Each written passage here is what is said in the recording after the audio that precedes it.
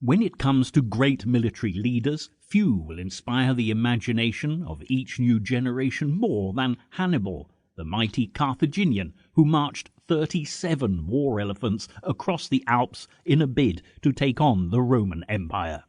Even today this would be a daring and perilous adventure, but the fact that Hannibal succeeded in his mission in 218 BC makes it all the more incredible.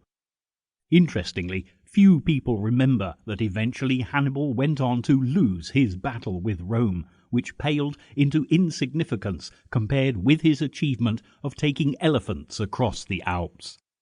However, the man behind the legend was as remarkable as the stories that surround him, and for this history journal we'll embark upon a journey of discovery to find out who Hannibal really was. Quickly forgetting all about Hannibal the Cannibal from the pen of Thomas Harris and The Silence of the Lambs, the Hannibal in question here lived before the birth of Christ and has been credited with being an inspiration to many of the world's military leaders, including the French Emperor, Napoleon Bonaparte, and his very British nemesis, the Duke of Wellington. Both men were renowned for being great military strategists, but when we go back in time to when Hannibal waged war on the Romans, we can certainly see where it all began.